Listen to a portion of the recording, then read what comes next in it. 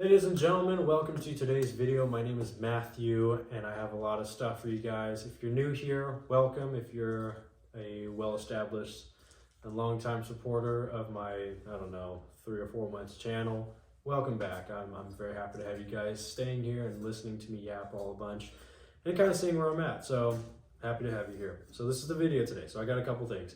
One is the camshaft selection. Number 2 is where I'm at currently with this build. And number 3, how things are going to be changing a whole bunch. So let me get to the video. So number 1, actually prelude. I just filmed probably the greatest version of this, like after the 4th try, of this video that I was going to push out, and then lo and behold, I actually filmed it on the wrong side. Kind of mad, but whatever. We're just going to have to go over it. And that video was 24 minutes. I was probably going to cut it down to like 18 minutes. So this one should be shorter because I actually kind of know what I'm going to say already. So this is great. Kind of a win, but I'm low on time. So we're going to get to it. So today is now Friday, and this is what I'll be posting it. So happy Friday. I have been doing so much and I haven't been updating you guys. So the reason for that is because I had this 40-minute video with all this content of me explaining the math of the valve time. Oh my goodness. Discussing the math and science behind how I chose a camshaft. Now, with a camshaft, there's a few things that you need to know about. So number 1 is the lift, number 2 is the duration, number 3 is the overlap, number 4 is the LSA. So, and that's in no specific order. So with all the science and all the learning that I've been doing, there's a couple of channels I want to shout out. So number 1 is going to be Cattle Dog Racing and Garage. That guy, he's super cool, extremely informative, keeps you along with all the stuff that he talks about, and he's got the empirical data to prove it. I love crap like that. Love stuff like that, okay? I love provable math. I love this stuff, and especially because, engines are very much math-based. You need to have all these things correct for a certain outcome, right? And if you have a repeatable outcome with, whatever, then, that just strengthens your case. All that good stuff. Number 2 is going to be David Vizard, or otherwise known as DV. So he is a legendary guy. He has 2 YouTube channels, but one of them is like actually active. That guy knows everything, about engines, extreme performance, not even extreme performance, but just maximum performance, optimal placement of this and that and the other thing. Same thing with Adam, I believe is his name, on the Cattle Dog channel. So those 2 sources combined, and Adam also has a very strong background with his family who have kind of, taught him everything he knows, and he kind of, right off the rip kind of got it and understood. And for me, I'm kind of taking after that, where with all the stuff they're explaining and talking about, I'm like, okay, I get it, I understand the math now. Time to go put my money where my mouth is, actually purchase that thing and then prove it, because it's not the industry, it's not the normal industry standard from what I've learned, because I obviously haven't been in this industry very long. They have. So we're going to differ on their opinion and kind of go off of that stuff. So that's where I'm at. So all the math and all the equations and all the blah, blah stuff I did for myself. I locked onto a specific camshaft. But I'm not going to reveal that yet because number 1, it's most likely going to be a custom grind, and number 2, I don't have my materials yet. And what I mean by that is my block is currently at the machine shop. I haven't seen it for like weeks, and I need to get cracking down on that because I'm running out of time.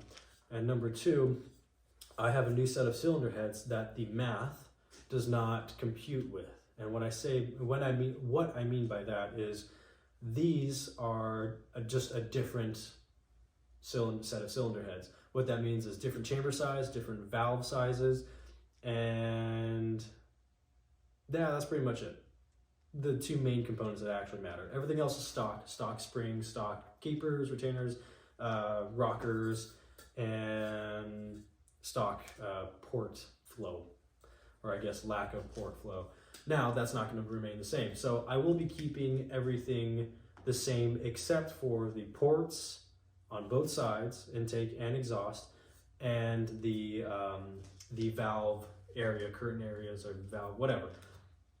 I will be changing those to essentially just allow more air in. That's all we're doing. And what I mean changing is I mean using this stinker to remove excess material that shouldn't be there, or kind of improving it based off of the gasket size of the headers, and or I guess not headers too, but like also the intake runners, blah blah. This is the stock form. You match it up, you draw on what needs to come off, and bam. Now, if I were to do such a thing to the headers, you would recognize, if you take a look here with me, this is that. It's a lot bigger than this. You match it up, there's a big fat freaking difference there, okay? Let me see if I can get this lined up.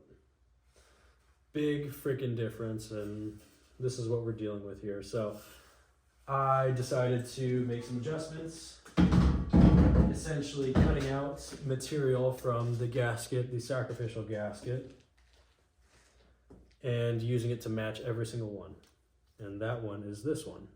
So you have this one opening up what should have been, or what could have been, this much. As you can tell, that is a big fat friggin' difference. So we're gonna get a lot more breathability out of this engine, and we want that. So based off of that, I'll be matching everything together, and I'll be taking care of that. But that's a later thing. So right now, we're gonna talk about the camshaft. Essentially, all the math adds up to me choosing a 107 or 108 LSA, lobe separation angle. I will be going with a roughly 32 degree to 35 degree overlap, and that will play into the duration. So the duration formula is the LSA times 2 plus the overlap. So that puts me roughly about 140, was it 149 if I want to go intake and exhaust. However, those might be a little bit different. I might be extending the duration on the exhaust to be like 150, I don't know, 5, and then, you know, go lower on the intake. It's still going to balance out to the 35 or 32 degrees overlap, but, you know, there's going to be some change. It just depends on what I see out there on the market. Oh, and the reason why you guys haven't seen a video on this also is because oh my goodness, the lack of available camshafts has been extremely crazy. I've been shopping and just looking for the past 2 months. Month really. And I haven't found anything, you know, anything that suits the needs of this engine. So the engine will tell you what it needs, and based off of the engine and the cylinder head combination, it tells you exactly what it needs in the LSA. The overlap is kind of up to you, and the lift is very much up to you. So it just depends on what your targeted use is. And for me, this also plays into the maximum valve lift. I'm sorry, the maximum spring valve lift, whatever. Maximum lift is that I'll be playing with is roughly 4,500. So that's where I'll be at. I won't really go any higher. I think allegedly the maximum for these heads is 0.471 lift, but I don't know if that's true, because I've heard people pushing it up to 500 and saying keep it under 500, whatever, I don't know. But there's nothing wrong with playing it safe, especially with an engine that is not geared towards crazy performance. This is for something that's really gonna make this thing come alive, but not you know, mess with the bottom end to the point of needing to change the gear ratio, transmission, and all this other stuff that, you know, would just cost a lot more money. So what I'm essentially putting together for the person whoever's gonna buy it is a beautiful option to have daily for power as well, whenever they want to, you know, kind of put on the moves a little bit.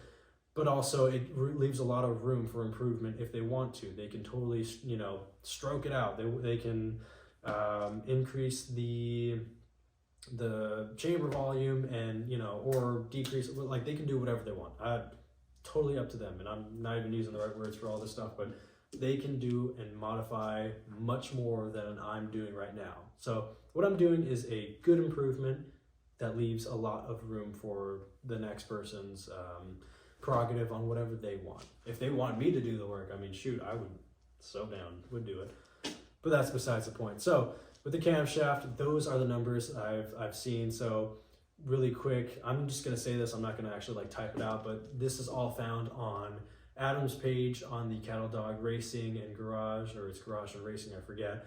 But you know, finding your LSA is extremely important. That's what all this relies on. From there, you're able to figure out what your duration is. From there, the lift is very much what you want, and then the overlap you can kind of play with and figure out what's, you know, what you want. But there's also a lot of nuance within that, but that's a great start. And for those who don't need to get into the extreme nitty-gritty, that's where you can be. That's where I'm going to be. I've deep dived into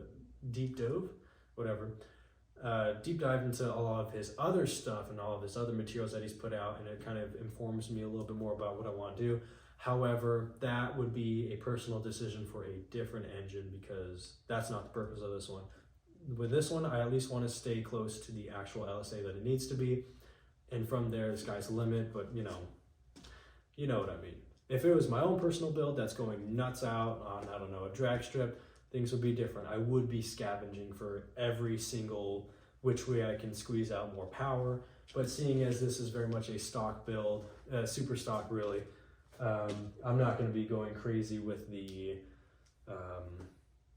details that could potentially change the outcome of this whole thing, the last 1%, so to speak. So based off of that, that's what my camshaft selection is going to be.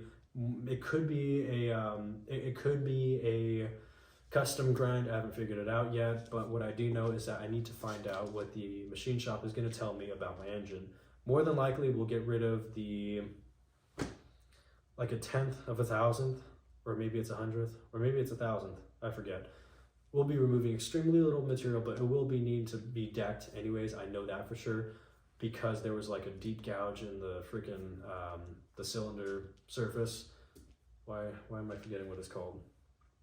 Regardless, it needs to be decked. I know that. To how much, to what degree, I don't know how much, but I know that the necessity will increase my compression ratio, which is going to help my case with the cylinder heads and just, squeezing power out of this thing. So with that, I'm not too, sure on what that, LSA is going to be until I get that back.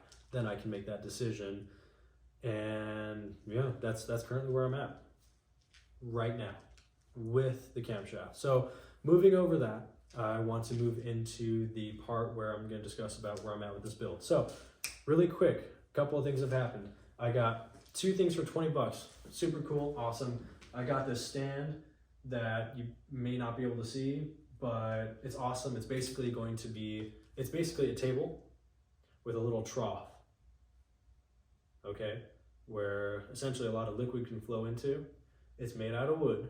It's set up for a vise, and I'm really excited about that because this will be my transmission table. It can support the weight, and the fluids I'll be draining out from it is totally fine. I might, build a little something to keep everything inside, but it's gonna be great. And I'm really excited. I got that for $10 because the guy just wanted to get rid of it. Shout out to that gentleman on Facebook Marketplace. The second thing I got was a bunch of pipe that was formed to make a stand. I can't exactly show you, but that's where my welding spot is now. So, oh, and speaking of welding, this is where I'm at. So, long story short, you see all this, I grinded the crap out of this to remove all the paint, remove all the stuff. And in this little tower in the middle is supposed to be a spring. Now, hypothetically, all right, well, in real life I didn't kill anyone, but hypothetically I also didn't kill anyone or hurt anyone. But this is supposed to be scrunched up against this. Now, like I said, hypothetically, the tool that I used to scrunch it up failed, and this spring might have shot out with thousands of pounds of force out somewhere and damaged something of mine that, it's fine. But pretend that happened. Now I have a lot more space to play with, even though I didn't really originally want to do that. And now I can perfectly clean this the way I need to. Kind of unfortunate, but that's where we're at. And so as a result, I found out that this had actually been shaved. So this is what that's supposed to look like. This is a spring compressor tool, by the way. And if you just shave off all the added material, this is about halfway the length of what this is supposed to be. No wonder this thing failed and slipped out. And I didn't know that because I didn't check, because I am a stupid man. And I'm disappointed in myself. But either way, this right here, I've just been having to weld and add more material. Now, for all those welders out there, I don't know how many are going to be watching this video, calm your disappointment. I just started. This is what it looks like right now, okay? Now, of course, I will be, you know, removing off the material and all that stuff, you know, everything on the excess on the side that needs to be removed. But this is what it looks like, and I've been stick welding. So stick welding, super fun so far. I got myself a Thulium. Let's see if I can remember it. Thulium 1355 LT or something. Oh yeah. So I got myself a Thulium TL-1355 LT Pro that operates at 110 volts. It's able to stick and TIG. I'm not buying any gas, so it's sticking we shall be doing. So with that said, I've been sticking, adding more material until I get to the proper length. And I've also been doing some practice welds with, I literally had it with me not too long ago. There you are. With exhaust pipe. And I gotta tell you, I'm pretty damn confident that I can stick weld my exhaust together. I was before, but now I'm like overly like, oh, I'm shrugging it off. It's still gonna be so easy. I got penetration. It looks fantastic. Yeah. Also, I have a knack for picking up just stuff like this and being able to do pretty well with it, at least at the beginning, and then honing in on it after. It's just, I have this, you know, insane level of neuroticism with just learning and I don't know, just automotive stuff. It really gets my juices flowing. What can I say? So I have a natural talent for that, but it doesn't mean that I know everything, and it doesn't mean that I'm going to be great right off the rip. So practicing is exactly what I'm doing. It's what my dad told me first when I started introducing the idea of me even welding. Not that I was asking for approval, but more like I was telling him that like I was planning on doing all this stuff, and just practice, practice, practice. So practicing is exactly what I'll be doing. So I'm really happy too. I have ordered myself a mask, because you gotta protect your lungs. You're not a feline if you are trying to keep this PG, but you're not one of those if you decide to protect your hands or your, you know, whatever. If you're in the gym and you're protecting your hands, then that's a different issue. But like with PPE, we do not mess about, okay? I'm not losing a finger because of my pride, or, you know, shortening my life by 30 years because of, again, my pride. There's no way that's happening. So I've been having a lot of fun sticking, and yeah, that's how that's been going. And I won't be piecing together the exhaust yet. First, I need to bend it, and then I need to actually tack it together and then do all that stuff. But I'm not gonna do that here because we're not worried about that. This car can operate just fine if I have the headers on it, that's fine. And yeah, so other than that, been welding a little bit, been making some purchases. I think I might have shown you the gasket matching and port matching, so I think that's fine. I got a couple things going all at once, so I mean, bear with me here. Getting rid of all the material so I can paint, that's also a thing. Start on the other side. Shout out to a certain friend of mine for helping me out there. Fantastic, really appreciate it. I'm not gonna say who, because I already told them no one gets credit until the end. So, not being weird, but no one gets credit till the end. I have to redact what I said in one of those videos, because I had a friend here who's helping me do absolutely nothing. So that friend knows who he is. So just gonna leave it at that. But anyways, so yeah, I can't wait to have this done, because then I can have a long list of people who to thank. Like, it's gonna be fun and great, and they get credit and stuff. So really cool. Whatever. With that said, that's where I'm at. I have a few other things going. Can't remember actually. Painting, yeah. So this is really all just in prep for painting, getting all this taken care of, and then once I get that block back, I can actually assemble everything. You know, do all the cool kid stuff and film that.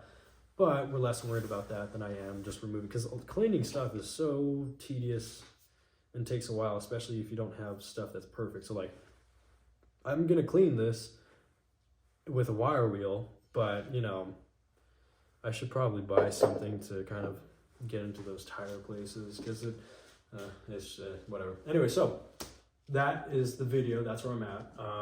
Oh, one more thing. So the reason why everything's gonna be changing is because I'm moving. I'm moving at the end of the month. I need to be getting all this crap into the next place, and I believe I found a fantastic spot to be for the next, however long. Really excited about that. There is just so much upside to it that it's crazy. So really looking forward to that and seeing if that progresses and moves on. I will be, that's really the rush behind me getting this thing running. And we're actually a little bit behind schedule, but we're gonna make it work. We're gonna do it. Other than that, I got a lot of stuff to do. Gotta find myself a groove here, get myself to sleep. I'm gonna be practicing a little bit of welding before I go to bed. Sounds so weird to say that.